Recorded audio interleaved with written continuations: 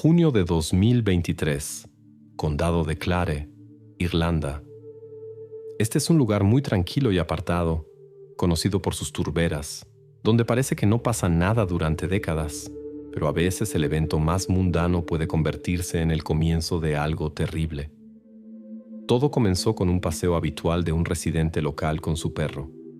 En algún momento el animal se detuvo y comenzó a cavar activamente la tierra en un lugar. El dueño no entendió inmediatamente qué exactamente había desenterrado su perro. Al principio parecía un simple hueso y algún pedazo sucio de tela, pero al mirarlo con más atención se dio cuenta de que el hallazgo parecía incorrecto. Esto fue suficiente para llamar a la policía. Cuando llegó el coche patrulla al lugar, quedó claro que no era una falsa alarma. El territorio fue inmediatamente acordonado y pronto ya trabajaban allí los especialistas forenses. Sus peores temores se confirmaron. El hueso era humano y el fragmento de tela resultó ser parte de un simple cardigan de lana. Todo lo que encontraron fue cuidadosamente empaquetado y enviado para análisis. Los resultados del análisis de ADN no se hicieron esperar mucho. Confirmaron la identidad. Los restos pertenecían a Eileen Murphy. La joven figuraba como desaparecida ya hacía 8 meses, desde octubre de 2022. La habían buscado, pero sin éxito. Este hallazgo en la turbera cambió todo. Un simple caso de persona desaparecida se convirtió oficialmente en una investigación criminal. Ahora correspondía a la investigación reconstruir los últimos días de vida de Eileen y entender qué le había pasado. Para entender qué llevó a la tragedia, la investigación necesitaba volver atrás, 8 meses atrás, a octubre de 2022. Entonces el mundo era completamente diferente, porque entonces Eileen Murphy estaba viva. Y ella no era simplemente un nombre en un informe policial.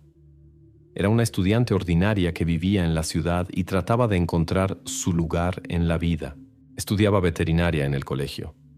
El amor por los animales se lo había inculcado su abuelo desde la infancia, mostrándole cómo cuidar el ganado en la granja. En su tiempo libre de los estudios trabajaba en una cafetería, ahorrando dinero para su pequeño sueño, un coche usado viejo para no depender de los autobuses. En su vida no había nada que pudiera indicar una conexión con el crimen. Estaba al comienzo de su camino, y ese camino parecía brillante y comprensible. El lugar central en este camino lo ocupaba la familia, especialmente cercana y, como a todos les parecía, inquebrantable era su relación con los abuelos por línea materna, Thomas y Agnes O'Sullivan. Eran granjeros de la vieja escuela, personas cuya vida estaba construida sobre el trabajo y el seguimiento de tradiciones. En la región los conocían como la familia O'Sullivan, gente poco habladora, pero honesta y decente. Su granja apartada era un reflejo de sus caracteres, todo en su lugar, todo sometido a un orden estricto que no había cambiado durante décadas. Para Eileen, estos viajes al campo eran una especie de ritual, un escape del bullicio urbano. Los registros telefónicos que la policía estudiaría después confirmaban. Se comunicaba con ellos casi cada día, y las visitas a la granja eran regulares.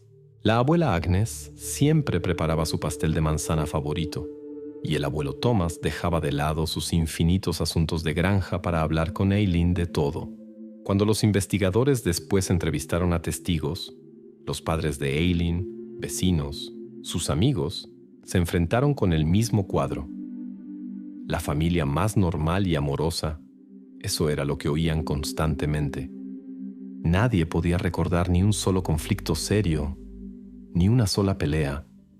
La granja de los O'Sullivan era para Eileen sinónimo de seguridad. Y así, en uno de los días de octubre, Eileen, como de costumbre, decidió visitarlos. Llamó a sus padres. Fue una llamada corta, hecha literalmente corriendo entre clases en el colegio. Su voz sonaba alegre y despreocupada. Dijo una frase simple: «Voy donde la abuela y el abuelo por un par de días. No se preocupen». En ese momento estas palabras no causaron ni una gota de inquietud.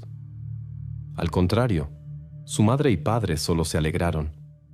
Siempre habían fomentado su comunicación con la generación mayor, considerando que tenían una buena influencia sobre ella. Era un viaje completamente estándar, uno de muchos que había hecho antes. Nadie podía siquiera imaginar que esta visita rutinaria se convertiría en una catástrofe.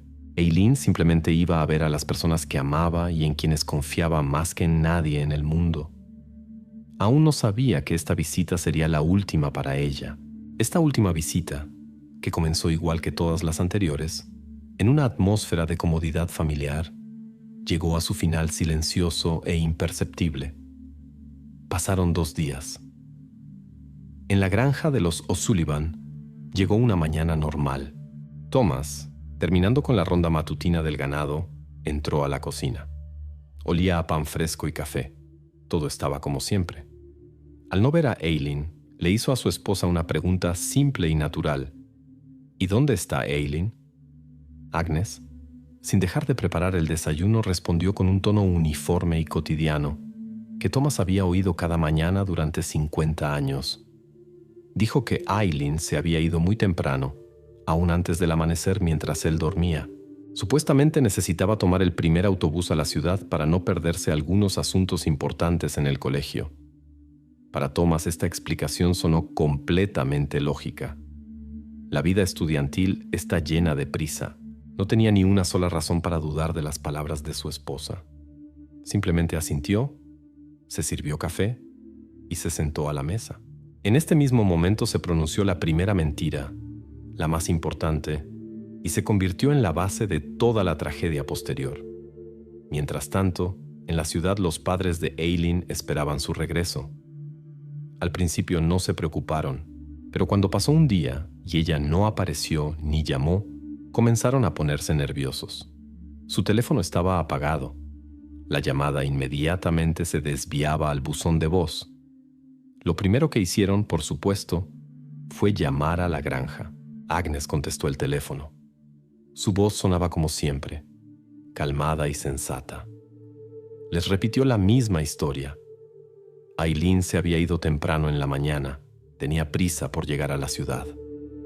Estas palabras calmaron temporalmente a los padres. Tal vez simplemente se le había descargado el teléfono. Pero las horas pasaban y no había noticias de Eileen. Pasó la tarde, llegó la noche. La preocupación se convirtió en miedo. Ella no era una chica caprichosa que pudiera desaparecer así sin avisar. Por la mañana, cuando el teléfono de Eileen aún no respondía y en casa no había aparecido, entendieron que no podían esperar más. Algo había pasado. El viaje a la comisaría de policía fue difícil.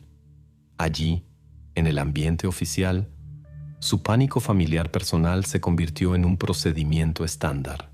El oficial de turno, cortés pero metódicamente, les hacía preguntas, anotando las respuestas en un formulario.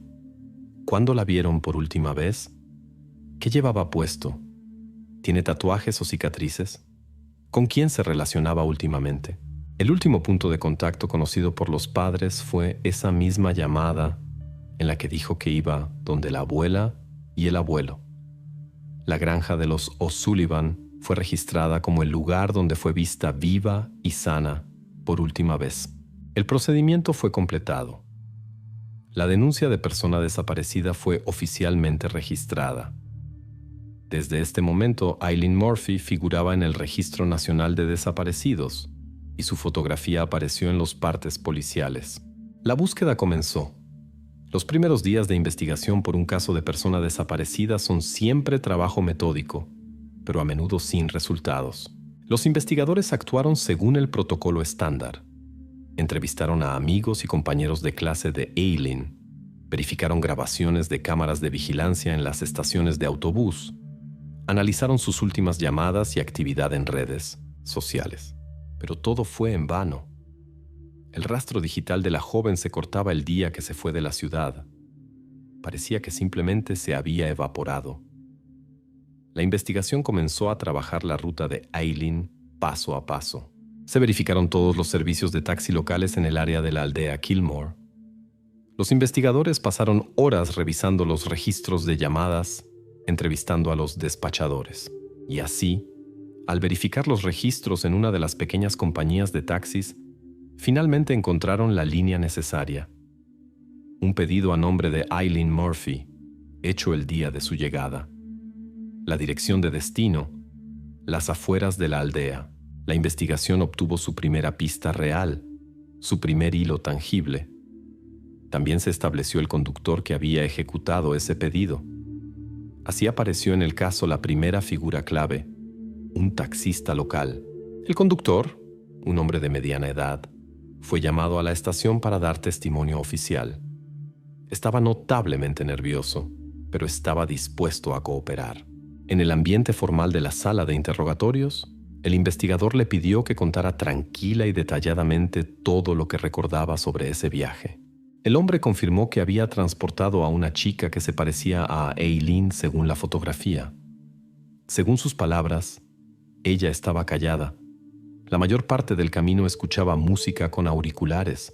Intercambiaron un par de frases insignificantes sobre el clima, nada más. Recordaba bien el punto final de la ruta. Su testimonio fue registrado en el protocolo y una frase se volvió clave para la investigación. La dejé justo en el giro hacia el camino de tierra que, como ella dijo, lleva a la granja de su abuelo. Estaba sola. Pagó en efectivo y se dirigió hacia la granja. No la volví a ver. Después del interrogatorio, el equipo de investigación se reunió en una conferencia. En la pizarra de la oficina ahora estaban fijados dos hechos principales. El primero, las palabras de la abuela, transmitidas por los padres, de que Eileen había salido de la granja temprano en la mañana. El segundo, el testimonio del taxista, quien afirmaba que la había dejado en el camino que llevaba a esa misma granja. Y este segundo hecho era críticamente importante.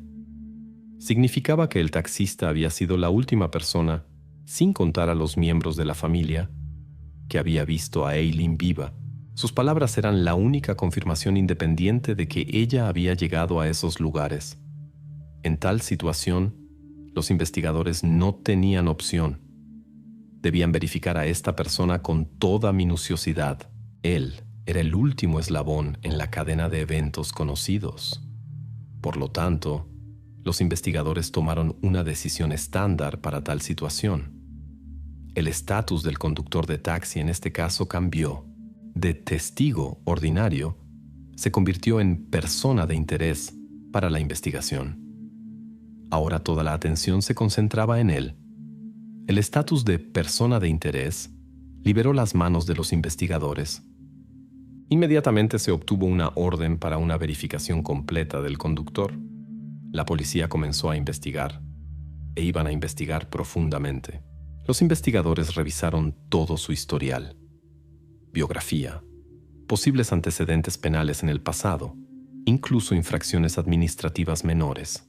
Se pusieron en contacto con la compañía de taxis, estudiando las quejas de clientes durante los últimos años. Se prestó atención especial a su estado financiero. Buscaron deudas repentinas, gastos grandes, cualquier signo de que la persona necesitara dinero urgentemente, cualquier motivo. Pero la verificación dio resultados desalentadoramente vacíos. La biografía estaba limpia, ningún arresto policial, ninguna queja, situación financiera estable. El cuadro resultaba absolutamente normal. Pero en un caso donde no había ninguna otra pista, esta normalidad en sí misma parecía sospechosa. Como la biografía no dio nada, los investigadores decidieron intensificar la presión psicológica. El taxista fue llamado a un interrogatorio repetido, mucho más duro. Esta vez la atmósfera era completamente diferente. Sin cortesía formal, solo presión directa y metódica, los investigadores le hicieron las mismas preguntas en diferente secuencia, exigiendo que aclarara los detalles más pequeños del viaje. La hora exacta, las frases que intercambiaron con Eileen, su estado de ánimo, su apariencia. Lo obligaron a repetir su historia una y otra vez, esperando atraparlo en la más mínima contradicción, buscando una grieta en su historia. Pero el hombre fue inquebrantable. No se desmoronó, no se confundió en sus declaraciones. Tranquila y metódicamente repitió exactamente lo mismo que la primera vez. Había llevado a la chica al giro hacia la granja. Ella pagó y se fue. Negó completamente cualquier participación suya en su desaparición. Su autocontrol era tan completo que causaba en los investigadores dos sentimientos opuestos.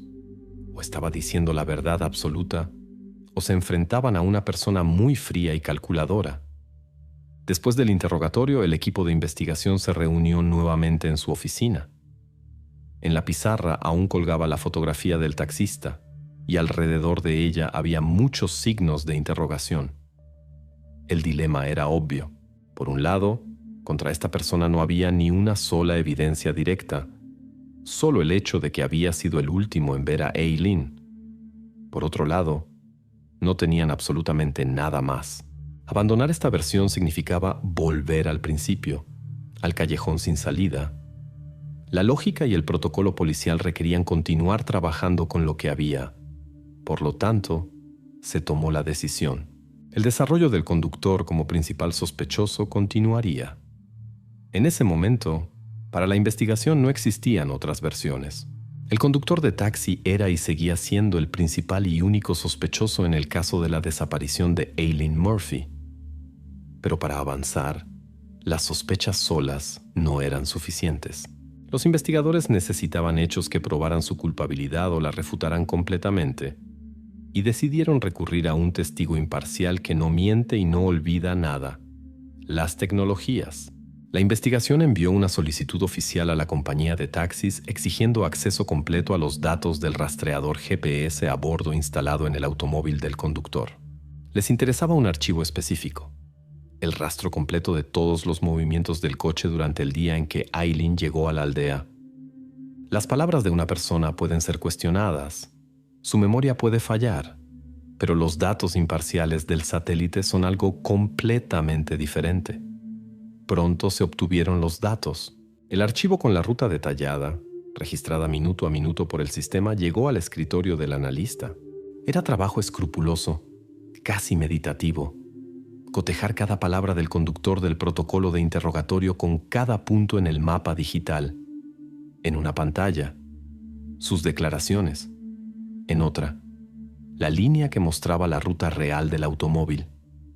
Y mientras más profundo se sumergía el analista en los datos, más clara se volvía la imagen. La ruta hasta el giro hacia la granja, el tiempo de viaje, la parada corta para dejar al pasajero.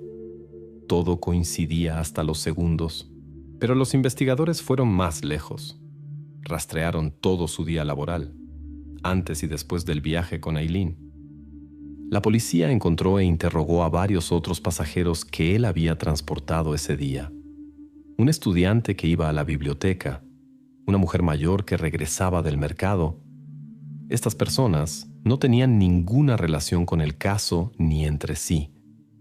Y sus testimonios, uno tras otro, se ajustaban al cuadro general, confirmando los datos del rastreador y las palabras del propio conductor con absoluta precisión. La coartada del taxista se volvía férrea. Simplemente no tenía ni tiempo ni ventana para cometer algún crimen. Finalmente, el analista preparó el informe final sobre la verificación. Era un documento corto y seco que ponía punto final a esta etapa de la investigación. La conclusión principal se formuló clara y sin emociones. Los datos del rastreador GPS y los testimonios de testigos independientes confirman completamente la coartada del conductor. No se detectaron contradicciones en sus declaraciones.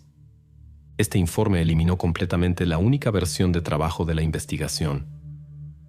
El conductor de taxi fue oficialmente excluido del círculo de sospechosos. En la pizarra de la oficina de los investigadores borraron su nombre. El único hilo por el que habían tirado tan larga y persistentemente se rompió.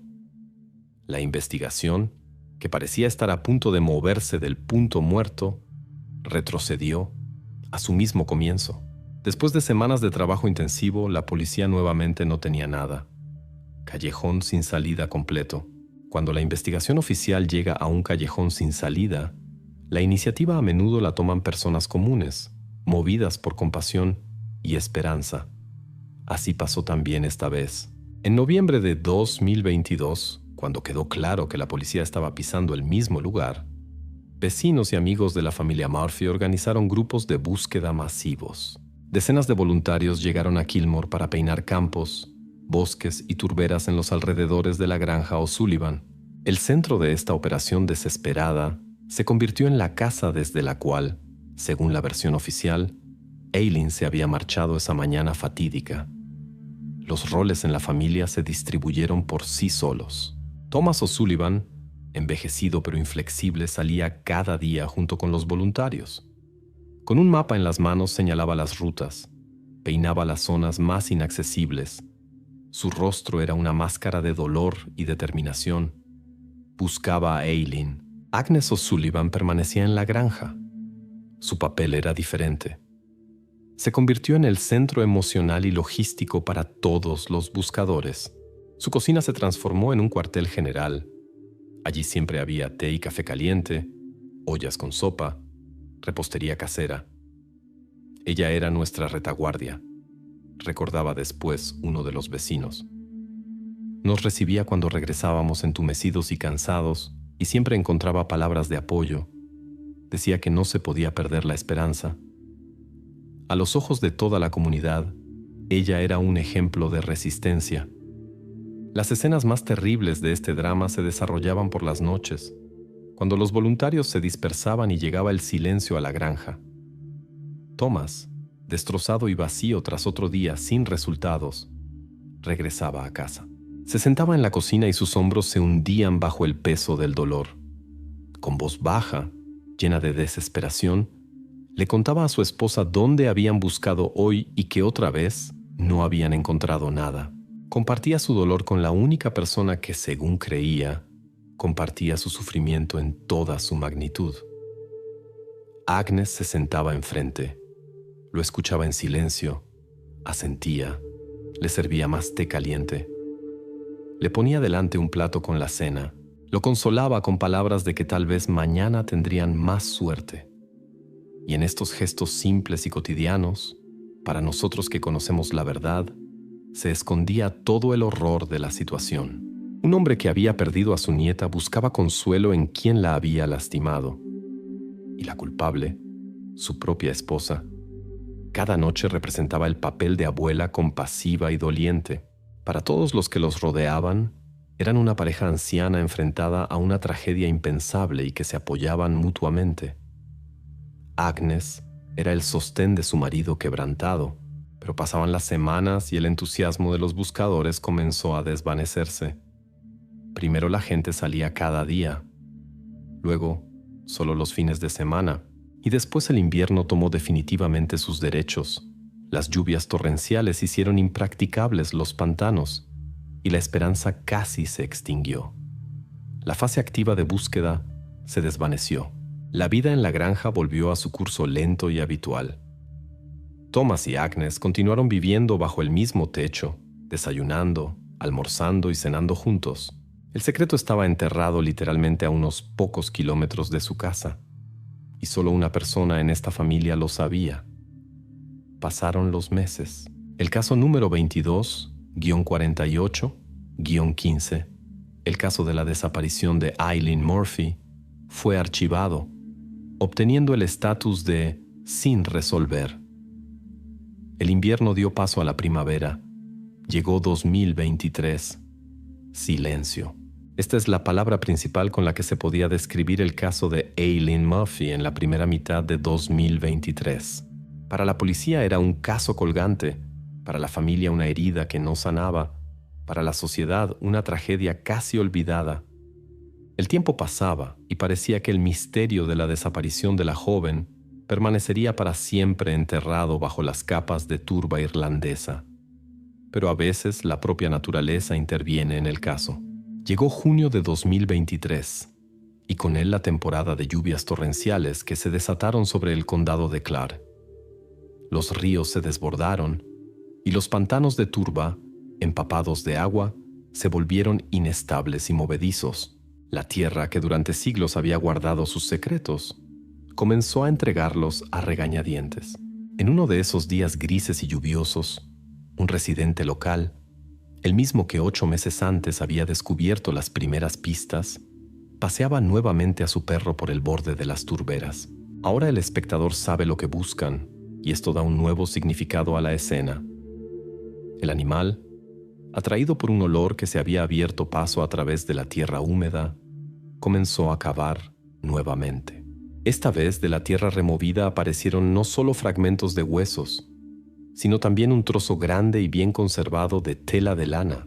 La noticia del hallazgo llegó instantáneamente al departamento de investigación, y el caso, que se había llenado de polvo en el archivo, fue urgentemente reabierto. Al lugar se dirigió inmediatamente un grupo reforzado de especialistas forenses. El territorio fue acordonado varios cientos de metros alrededor. Sobre el lugar de excavación instalaron una tienda y comenzó el trabajo minucioso de extraer todo lo que escondía la tierra. Cada fragmento, cada hebra fueron cuidadosamente documentados, empacados y enviados al laboratorio. La tarea prioritaria era realizar una prueba de ADN y compararla con las muestras que habían sido tomadas de los padres de Aileen al comienzo de la investigación. La espera de los resultados no fue larga, pero para todos los participantes del caso estos pocos días se alargaron como una eternidad. Finalmente, llegó el informe oficial. Las líneas secas del documento tacharon cualquier esperanza.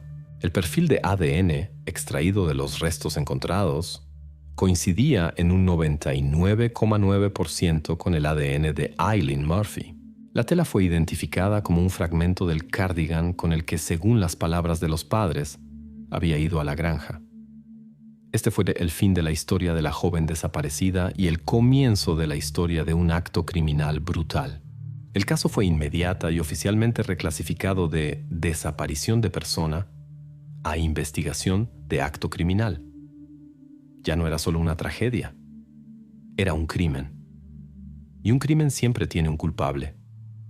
Este nuevo estatus cambió completamente el enfoque de la investigación. Ahora buscaban no a una desaparecida, sino la escena del crimen. Lo primero que hicieron los detectives fue marcar en un gran mapa del área las coordenadas exactas del lugar donde fueron descubiertos los restos. Y cuando la bandera roja fue clavada en el mapa, a todos en la habitación les resultó obvio lo que antes simplemente no había razón para prestar tanta atención. El lugar del entierro se encontraba en proximidad inmediata, a pie, de la granja de Thomas y Agnes O'Sullivan. La granja cambió instantáneamente su estatus. De la tranquila casa del abuelo y la abuela destrozados por el dolor, que eran solo testigos, se convirtió en el objeto central de la investigación. La lógica era simple e implacable.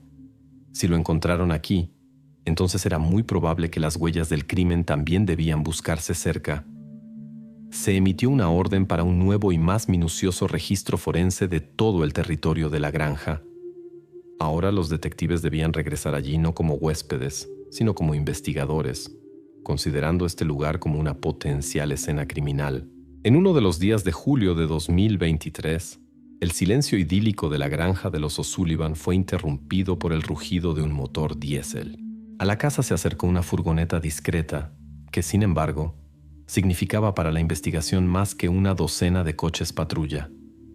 Era un laboratorio forense móvil. Desde este momento el registro pasó a un nivel completamente nuevo, microscópico. Ahora los investigadores buscaban lo que era invisible al ojo humano. El equipo de expertos en monos blancos comenzó metódicamente el trabajo. Su herramienta principal era el luminol. Es una composición química que reacciona con el hierro en la hemoglobina de la sangre. Incluso si las huellas fueron cuidadosamente lavadas muchos meses atrás, el luminol las hace brillar en la oscuridad con una luz azul fantasmal. El primer objeto de verificación fue la casa residencial. Los forenses procesaron con el reactivo todo: los pisos en la cocina, las paredes en el pasillo, los muebles, los desagües en el baño. Pero habitación tras habitación daban el mismo resultado: nada. La casa estaba impecablemente limpia. Entonces el foco de atención se desplazó a las numerosas construcciones auxiliares esparcidas por el territorio de la granja. La atención de los investigadores atrajo un objeto: un viejo granero inclinado para almacenar turba, que ya nadie había usado durante mucho tiempo. Estaba apartado y emanaba abandono. Era el lugar perfecto para esconder algo. Las puertas del granero se abrieron y los expertos entraron adentro. El aire era pesado y olía a tierra húmeda. Durante el día era simplemente un lugar oscuro, lleno de trastos. Pero los forenses iban a mirarlo bajo otra luz. El procedimiento comenzó. Las ventanas y grietas fueron cerradas herméticamente, sumergiendo el granero en oscuridad absoluta. En el silencio se escuchó el silbido del rociador. Sobre las paredes y el suelo de tierra aplicaron uniformemente luminol. Pasaron varios minutos mientras el reactivo se absorbía. Y luego uno de los expertos encendió una poderosa lámpara ultravioleta. Al principio no había nada, pero después, lentamente, como desarrollándose en una fotografía antigua, en el suelo y en la base de una de las paredes de piedra comenzó a aparecer un resplandor siniestro y distintivo azul-verde. Tenía forma de salpicaduras y pequeños goteos. Las huellas fueron encontradas. Ahora este resplandor necesitaba convertirse en evidencia irrefutable. Cada área brillante fue marcada. Los forenses, usando instrumentos estériles, tomaron varias muestras de tierra e hicieron raspados de la pared.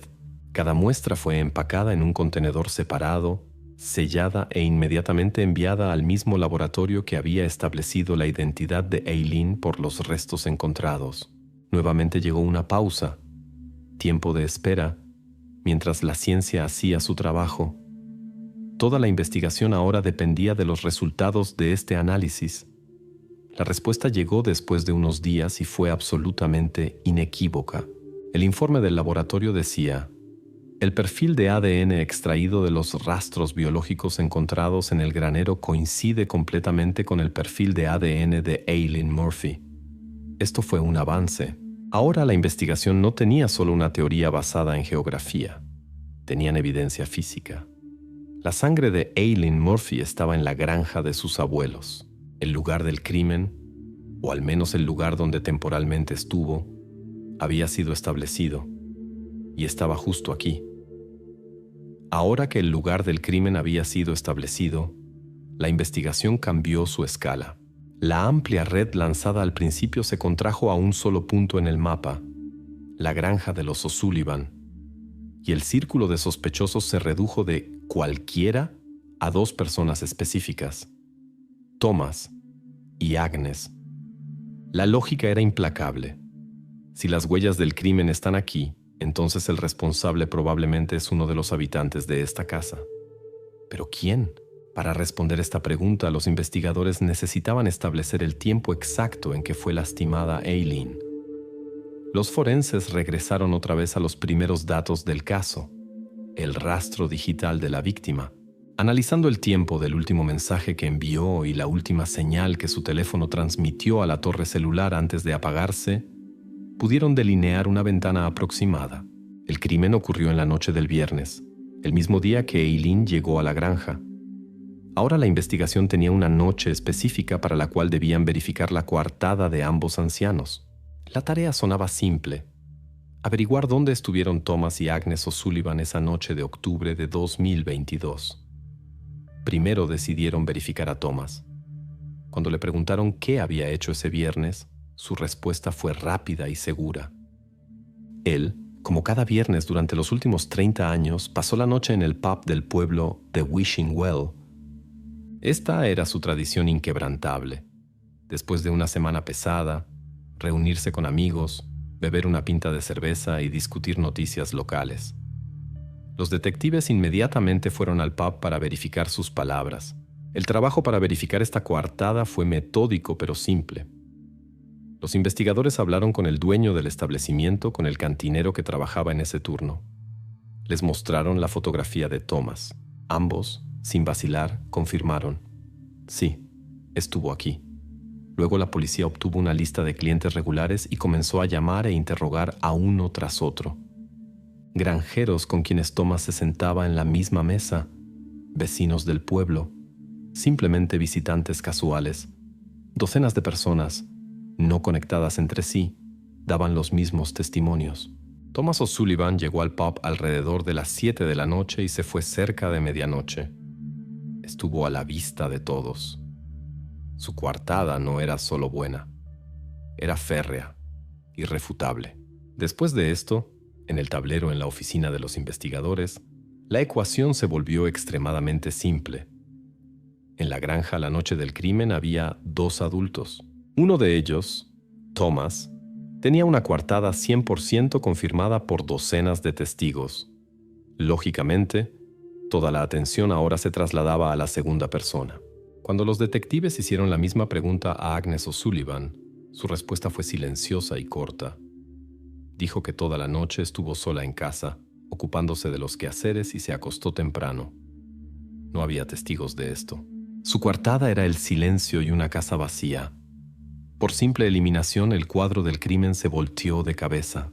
La mujer que horneaba pasteles para los voluntarios, que consolaba a su marido, que daba testimonio a la policía como pariente afligida, quedó como la única persona en la granja que no tenía coartada en el momento del crimen de la nieta. La investigación llegó a su conclusión impactante, pero lógicamente inevitable.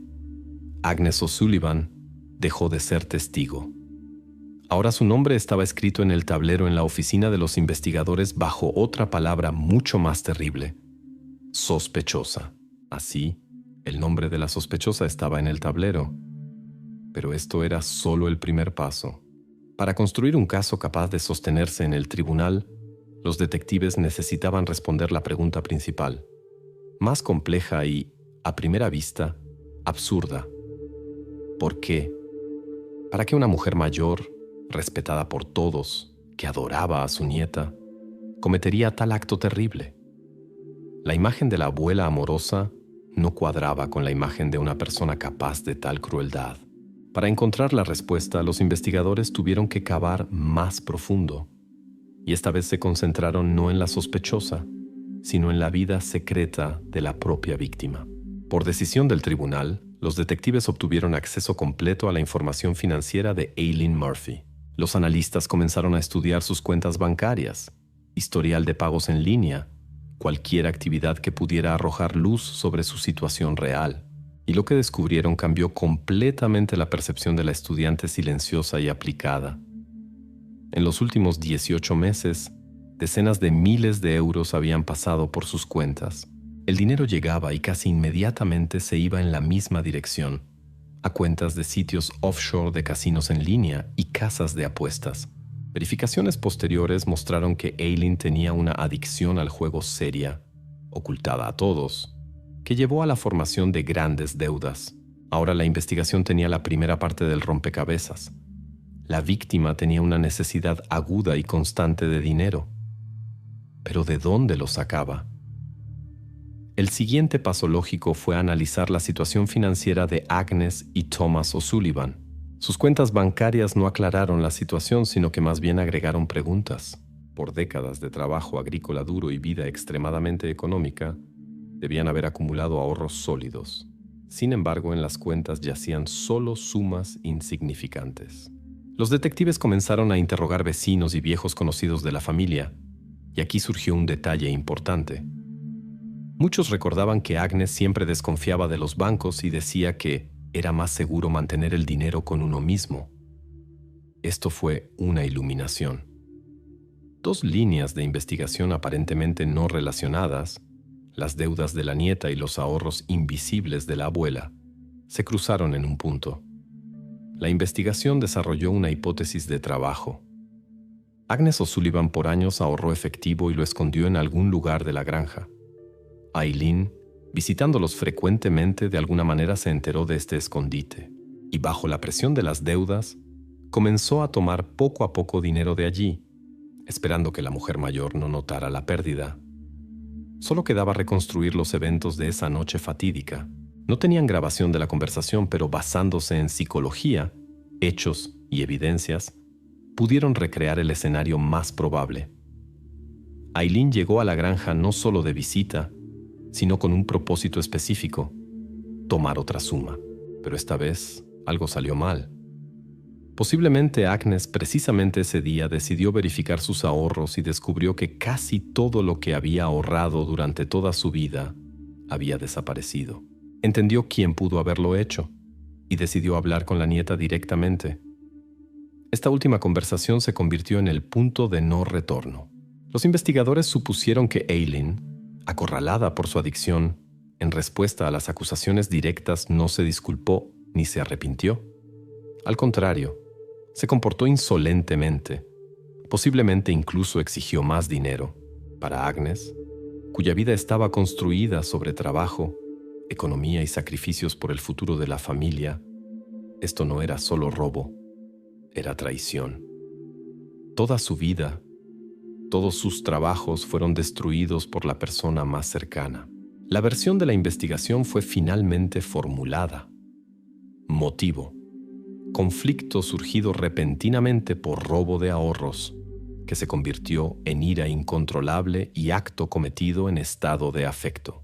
Ahora la investigación tenía el cuadro completo: evidencias, sospechosa y, lo principal, motivo. La teoría estaba construida. Quedaba el último acto final de la investigación policial: el enfrentamiento directo con la persona que, según su versión, estaba en el centro de toda esta tragedia. Llegó el momento del interrogatorio formal. Agnes O'Sullivan fue citada a la estación de policía, pero esta vez la citación no llegó a una testigo, llegó a una sospechosa. El ambiente era completamente diferente al de sus conversaciones anteriores. No era la cocina silenciosa de la granja, sino una sala de interrogatorios fría e impersonal con paredes desnudas y muebles metálicos. Todo lo que ocurría se grababa en una videocámara instalada en la esquina. Junto a Agnes se sentaba un abogado asignado por el Estado, quien le había instruido responder las preguntas de manera breve y concisa. Frente a ellos se sentaban dos detectives que habían llevado este caso desde el principio. En la mesa entre ellos había una carpeta delgada con documentos. El juego de la abuela doliente había terminado.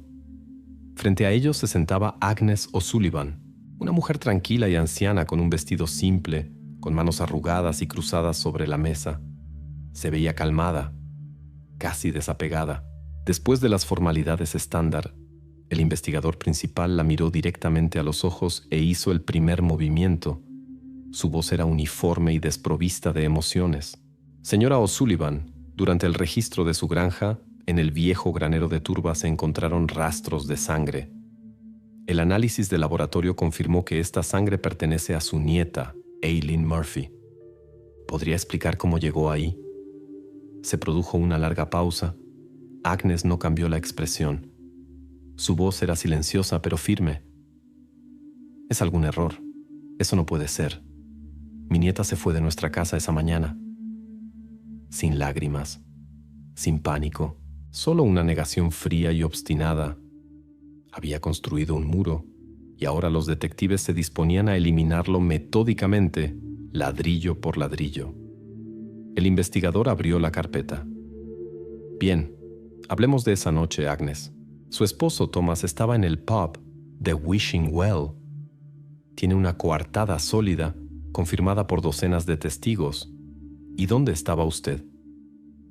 Estaba en casa. Sola, respondió calmadamente. Es decir, no hay testigos de su coartada. Usted estaba en la granja sola, junto con Aileen, constató el detective.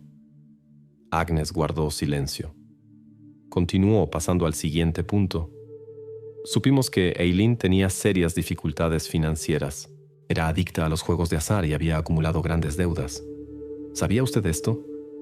No sé nada de eso. Ella era una buena joven. Su voz no tembló. También sabemos que usted y su esposo trabajaron arduamente y ahorraron toda la vida, pero en sus cuentas bancarias casi no hay dinero. En cambio, hay evidencia de que no confiaban en los bancos y preferían guardar los ahorros en efectivo. ¿Es así? Vivíamos modestamente, respondió evasivamente Agnes. A cada argumento, a cada evidencia presentada, ella respondía con negación total o frases cortas que no significaban nada. No discutía, no se defendía. Simplemente se mantenía en su versión inicial. Se fue por la mañana. La amábamos mucho. El interrogatorio duró varias horas, pero los investigadores no lograron romper ese muro. Intentaron desde diferentes ángulos, cambiaron de táctica, pero Agnes era inquebrantable. Finalmente, el detective principal apartó los documentos y se inclinó ligeramente hacia adelante. Su voz se volvió más suave, casi confidencial. Agnes, no la consideramos un monstruo. Sabemos que amaba a su nieta. Tal vez algo salió mal. Quizás fue un accidente. Quizás solo tuvieron una pelea. Ayúdenos a entender qué pasó ahí. Ayude al resto de su familia a conocer la verdad. Agnes guardó silencio por mucho tiempo, mirando sus manos. En la habitación se instaló un silencio tenso. Los detectives esperaron, pero cuando levantó los ojos, no había en ellos arrepentimiento ni miedo. Solo un vacío frío. Se fue por la mañana, repitió por última vez. Eso es todo lo que sé. Con eso terminó el interrogatorio. El muro no cedió, pero la investigación tenía suficientes evidencias circunstanciales para actuar. Esa misma noche, basándose en la sangre encontrada, la ausencia de coartada y el motivo establecido, a Agnes O'Sullivan se le presentaron cargos oficiales por homicidio en segundo grado. La anciana granjera, pilar de su familia y comunidad local, ahora era oficialmente acusada del crimen contra su propia nieta.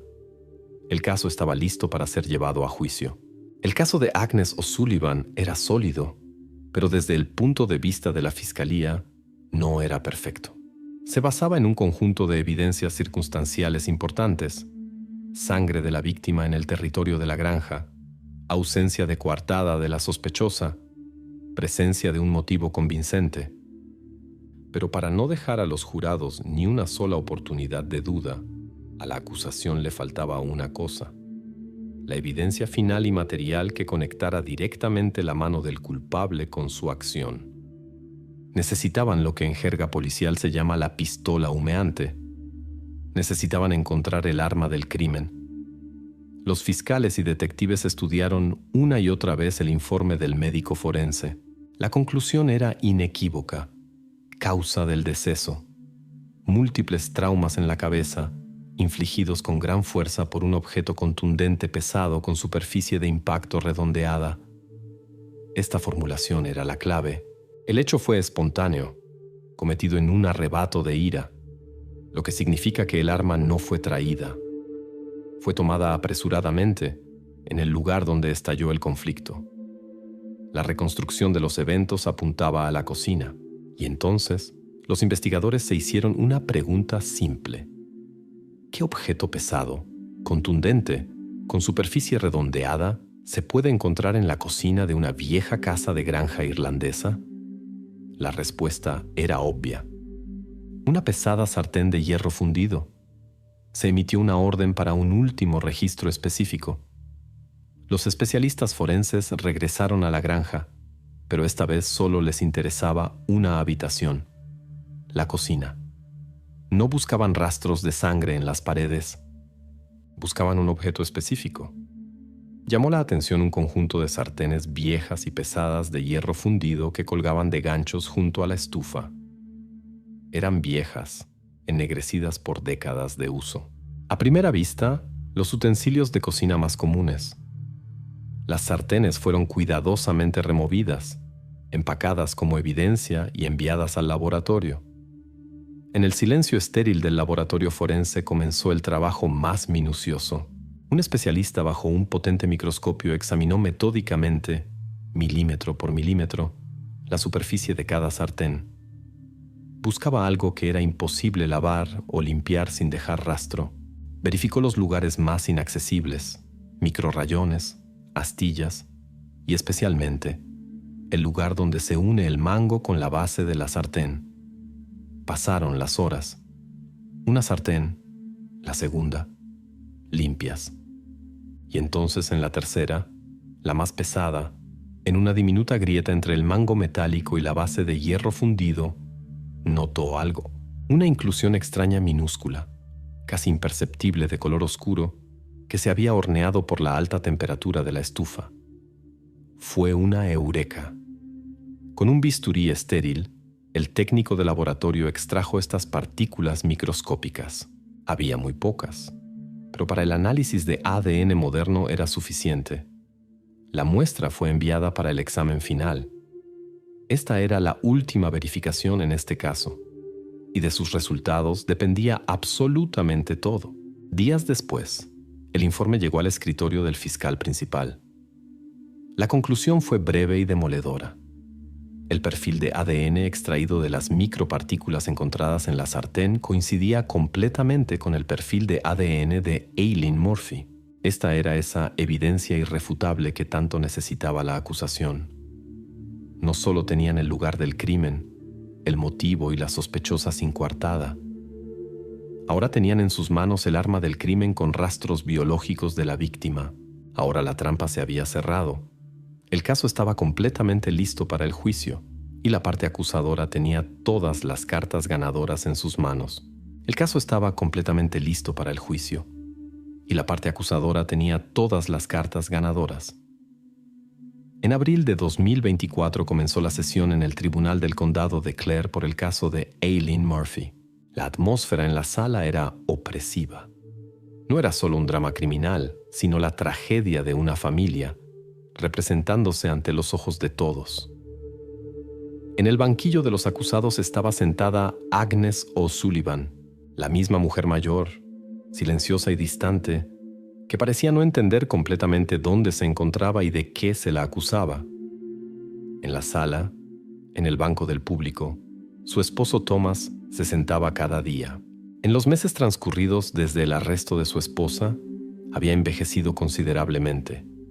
Observaba silenciosamente el proceso con una expresión de completa perplejidad y dolor en el rostro. Él era la segunda víctima silenciosa de este crimen, un hombre cuyo mundo se había derrumbado de la noche a la mañana. El proceso comenzó.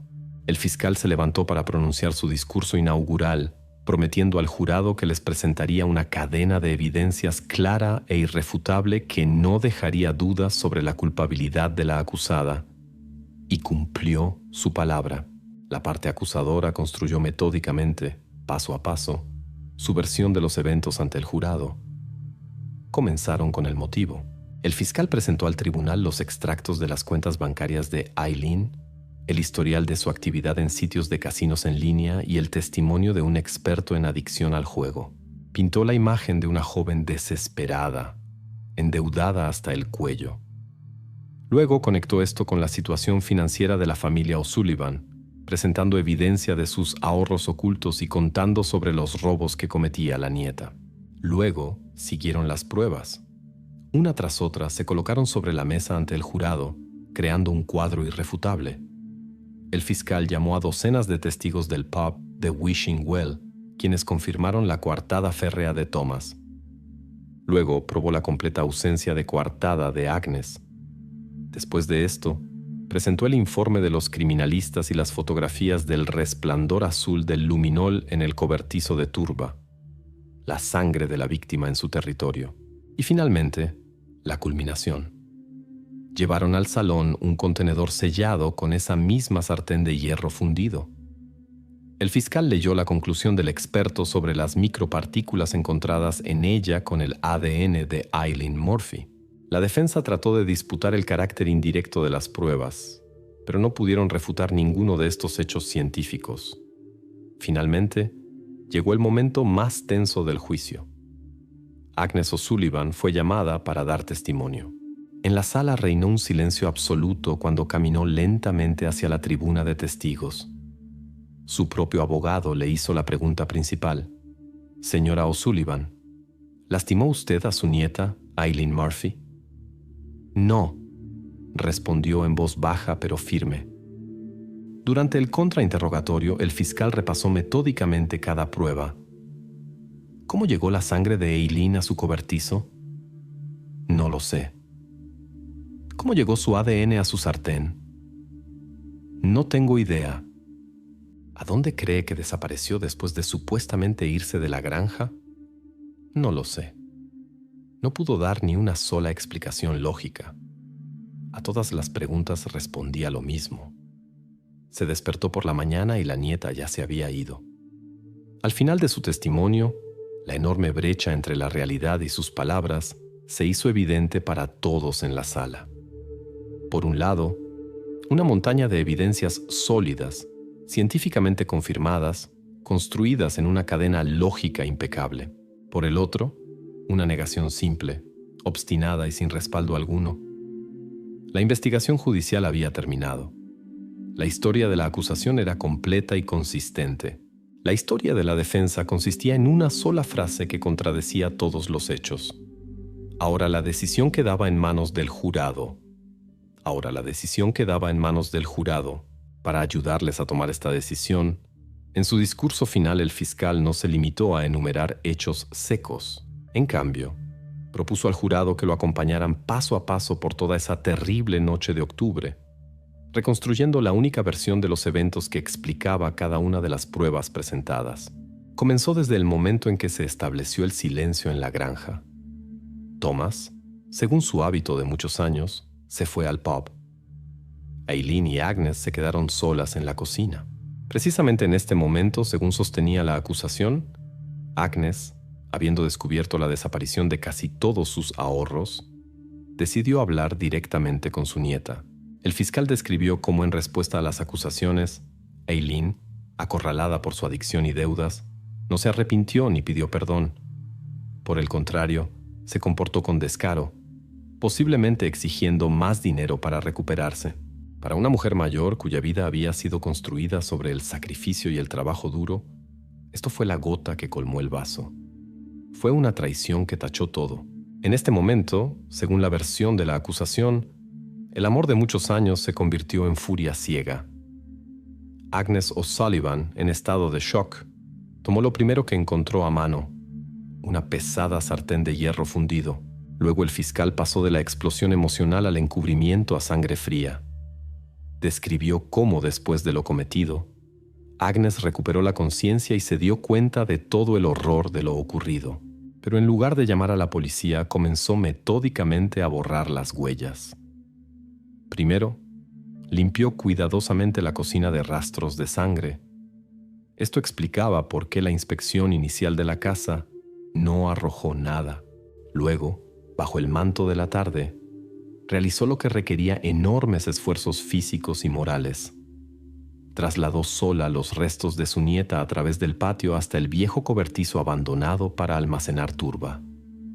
Este fue un refugio temporal para esconder su terrible secreto hasta que llegara la madrugada. La parte más espeluznante de la reconstrucción se refería a lo que ocurrió cuando su esposo Thomas regresó del pub y se quedó profundamente dormido, sin sospechar nada.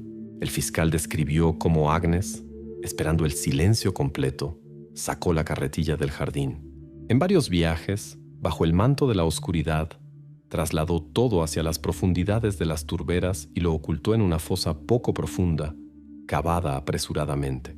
Para borrar definitivamente todas las huellas de la presencia de su nieta, recogió sus pertenencias personales, mochila, ropa y, lo más importante, el teléfono móvil, y quemó todo en un viejo barril metálico para quemar basura en el patio trasero.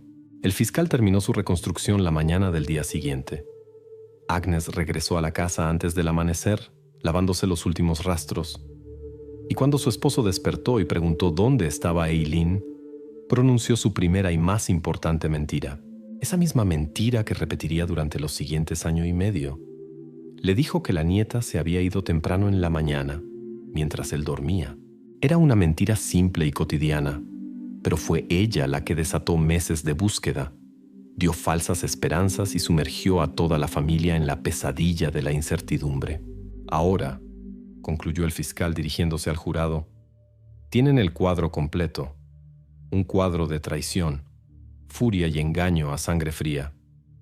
Esta versión, y solo ella, explica cada prueba en este caso. Su tarea es compararla con los hechos y emitir su veredicto. En su discurso final, el fiscal dio al jurado un cuadro completo, lógicamente construido y respaldado por evidencias de lo ocurrido. Ahora era su turno. El juez leyó las últimas instrucciones, recordando la necesidad de tomar una decisión exclusivamente basada en los hechos presentados en la sala del tribunal. Después de esto, Los 12 miembros del jurado se levantaron de sus asientos y en completo silencio abandonaron la sala para retirarse a la sala de deliberaciones. Para todos los que permanecieron en la sala, comenzó lo más tortuoso: la espera. Las horas se arrastraban como una eternidad. En el silencio opresivo de la sala del tribunal se petrificaron los principales participantes de este drama. Agnes O'Sullivan permanecía en el banquillo de los acusados con esa misma expresión pétrea e impenetrable que había mantenido durante todo el proceso. A su lado se sentaban sus padres. Del otro lado, en la primera fila, estaba Thomas. No miraba a su esposa. Su mirada estaba fija en el vacío y parecía no ver ni escuchar nada a su alrededor. Era un hombre cuyo mundo había sido destruido 2 veces. Primero por la supuesta desaparición de su nieta y luego por la monstruosa verdad sobre su esposa. La deliberación del jurado fue breve, lo que usualmente indica la ausencia de desacuerdos serios. En menos de 3 horas la puerta se abrió y regresaron a la sala. El presidente del jurado tenía en sus manos una hoja de papel doblada. No miró hacia el banquillo de los acusados. El secretario judicial tomó el veredicto de él y se lo entregó al juez. El juez desplegó la hoja, la leyó para sí mismo, y su rostro no se inmutó. Se dirigió a la acusada. «Señora O'Sullivan, le ruego que se ponga de pie». Agnes se levantó lentamente. En la sala no se escuchó ni un solo suspiro. El juez leyó la decisión del jurado con voz alta y clara, que resonó como un eco por toda la sala. Por el cargo de homicidio en segundo grado, el jurado la encuentra culpable. En ese momento, Agnes O'Sullivan no mostró ninguna emoción. No se estremeció, no lloró, no bajó la cabeza. Simplemente siguió mirando directamente hacia adelante como si esas palabras se refirieran a otra persona. Thomas, al escuchar el veredicto, permaneció sentado inmóvil. En su inmovilidad estaba todo el peso de la comprensión final de que la persona con quien había vivido medio siglo le era completamente desconocida. La justicia se había hecho, pero para él no fue un alivio, sino solo la confirmación de una pesadilla. El juez agradeció al jurado y procedió a anunciar la sentencia. Miró a Agnes y pronunció un breve discurso. Habló no tanto del aspecto jurídico, sino del aspecto humano de este caso, sobre la monstruosa traición de la confianza dentro de la familia, sobre cómo el lugar más seguro, la casa de sus abuelos, se convirtió en la escena de un crimen, y sobre cómo las mentiras que ella había dicho durante 1 año y medio causaron a su propio marido y al resto de la familia no menos sufrimiento que el propio acto. Terminando su discurso, pasó a la parte resolutoria. Basándose en el veredicto del jurado, pronunció: el tribunal condena a Agnes O'Sullivan a cadena perpetua. En la sala se escucharon sollozos contenidos desde el banco donde se sentaban los padres de Aileen. El juez hizo una pausa y agregó una aclaración, como lo requiere la ley: con derecho a solicitar libertad condicional no antes de 20 años. El golpe del martillo del juez puso el punto oficial final a este caso. Desde el punto de vista jurídico, el caso de Aileen Murphy estaba cerrado. Con el golpe del martillo del juez, los caminos de 2 personas que habían vivido juntas medio siglo se separaron para siempre. Agnes O'Sullivan fue trasladada a una prisión femenina para comenzar a cumplir su cadena perpetua. Y Thomas O'Sullivan ese día salió por última vez de la sala del tribunal y regresó solo a su granja vacía. No se quedó mucho tiempo en el lugar que se había transformado de nido familiar en escena de un crimen monstruoso y engaño. Unas semanas después apareció en el periódico local un breve anuncio sobre la venta de la granja con todas las propiedades. Esa misma granja que había pertenecido a la familia O'Sullivan durante varias generaciones. Tan pronto como se completó la transacción, Thomas, sin despedirse de ninguno de los vecinos, recogió sus pocas pertenencias. Se subió al coche y se fue del pueblo en dirección desconocida. Así terminó esta historia, pero algunas de sus páginas quedaron sin escribir. Agnes O'Sullivan, hasta el día de hoy, cumple su castigo. La granja fue vendida a nuevos propietarios, completamente ajenos a esta tragedia, y en ella comenzó otra vida nueva. pero el destino posterior y la ubicación de Thomas O'Sullivan permanecen desconocidos. El caso de la miel de Brezo, como lo llamaron extraoficialmente los investigadores, ahora se guarda en los archivos de la Policía Nacional de Irlanda. Es una carpeta gruesa, llena de informes, fotografías y peritajes. Pero detrás de los hechos secos se esconde una profunda tragedia humana que lo destruyó todo. La historia de la familia O'Sullivan en este lugar, que duró más de 100 años, se cortó en una noche debido a un arrebato de ira y la mentira subsecuente. Thomas O'Sullivan, engañado por su propia esposa, habiendo perdido a su nieta y quedándose sin hogar, simplemente desapareció, llevándose consigo la parte silenciosa y no contada de esta tragedia.